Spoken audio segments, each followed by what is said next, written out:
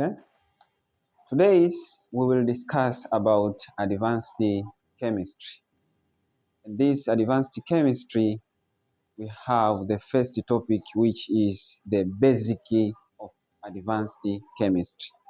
And this topic is general chemistry. If you want to be better in chemistry or advanced chemistry, make sure you have a good knowledge about general chemistry. So what is general chemistry?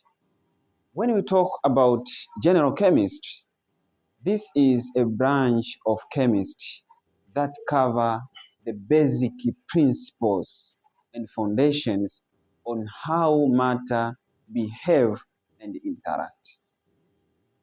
So, general chemistry, this is the foundation of chemistry, the first level of chemistry that students should learn. Together? So, in this topic, we'll cover two things. The first things about general chemistry will cover about atom. This is the first thing. And the second thing, this is chemical bonding.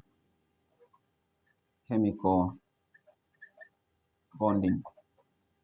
And remind you again, if you want to be better in chemistry, make sure you have good knowledge of general chemistry. General chemistry